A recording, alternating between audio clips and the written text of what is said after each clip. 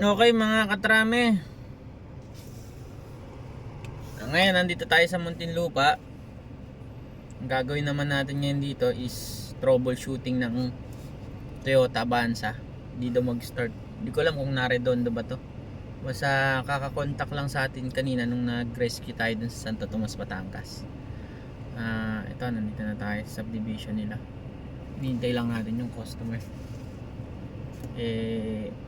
Sana makuha kagad natin trouble kasi minsan tatagalan din.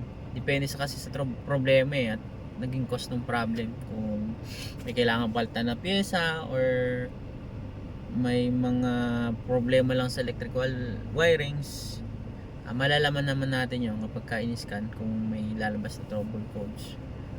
Kung wala naman lumabas na trouble codes, mas mahirap kung troubleshoot yun kasi wala tayong pagbabasehan. Manual troubleshooting ang gagawin natin kung sakali. Ngayon waiting lang tayo.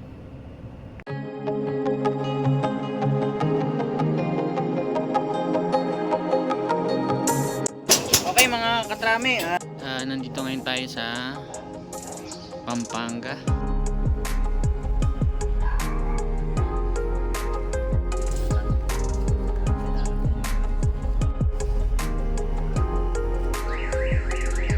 Idle air control malfunction. Test natin na may kuryente naman sa lahat ng ignition coil pati si spark plug. Okay guys, ayan, okay na. Matining na yung takbo. Hindi na. Kaninang umaga po ano? Oo. Ginamit pa lang namin yung ano sa BGC ng countdown eh. Anong model po ba yan? Parang mga 20, 18, 18, 17 mga ganun. Ayun, ano, start.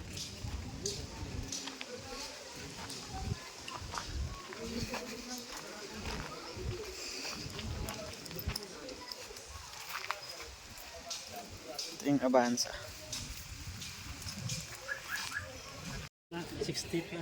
60 plus na ba? Ay, 49 pa lang. 49 pa lang. 49 pa lang. Bago pa lang nalalita. Bira ka na tumatakbo na. Siguro ba mo ano kaya ano. May scan natin. Saan lumabas yung trouble dun sa scanner? Mayroon kasi nun yung dinalabas yung trouble codes eh. I-scan. Start ba yung start eh. Ben sa redondo lang siya. Redondo na redondo. Naikot lang yung as in wala. Mag-start. May tumutunog lang. Gano lang siya, singaw-singaw lang siya. Try mo kaya. Kaya try mo i-start dan kuya.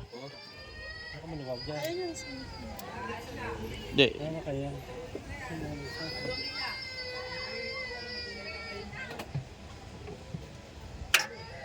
Ay wala. Gingay isa pa.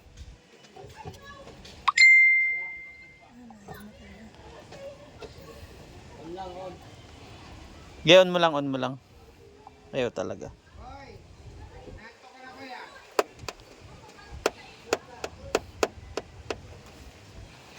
Kaya right, ang daming sa ano, Taisan.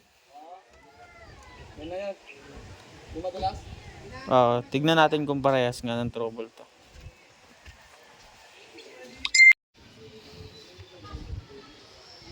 Pito.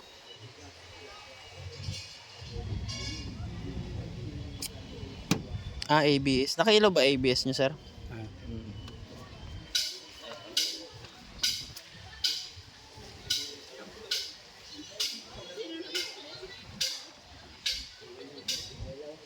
Hindi kapag i-start yan. Ganyan nga, try mo i-start doon. 8 volts. 8 volts lang yung battery. Dead ball. Sira ng battery. I-jump start natin to. Lapit mo yung sakyan dito. Kaya naman pala na yung start eh. Start. Eh, mga ilang 3 buwan natin nakatambayan nung pinakatipitik lang. Sir, sa inyo po ito ano?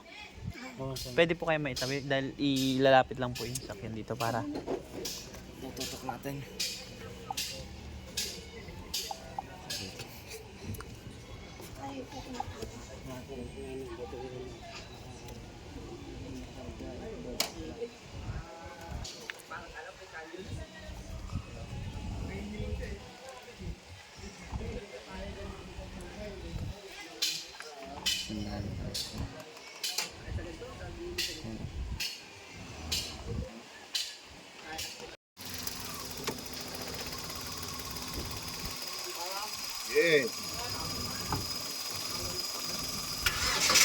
Ayun, nag-start.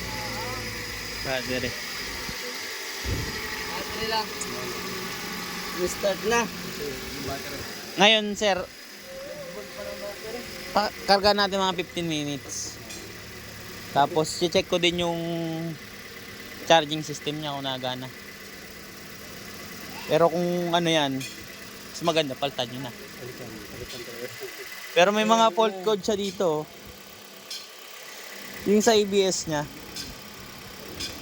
rear right wheel speed wires shorted. Yun yung lumabas na isa. Sa ABS. Ito sa ano. Pag light nga, wala din yung ilaw niyan eh. Wala lang. Hindi. Baka may ano dyan sa pag light. Pati dito sa steering niya, sa ABS.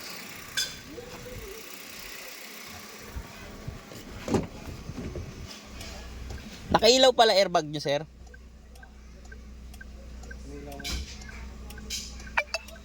Ayun o, nagbi-blink. Nakailaw ba talaga? Hindi ba kayo nabangga dati?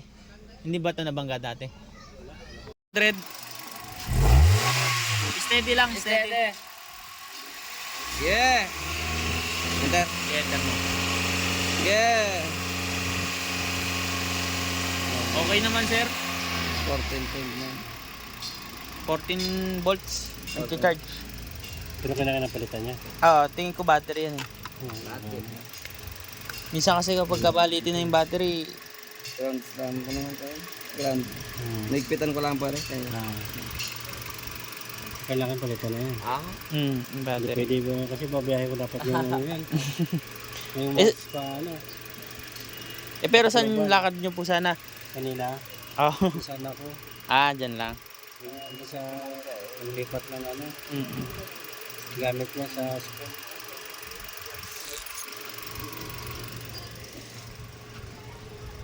Kaya na yan, Kabulacan. Ay, oo. Ay, Magbubulakan po kayo? Oo, sa weekend. Next weekend. Next weekend. hindi naman nakagawin battery yan. Oo, battery. Mayroon automatic kasi wala pwede tulak to lang. Yung buto ko manual. Yun, diba? Tahimik naman sir yung makina eh. Wala namang... Dapat tagas eh. Hmm.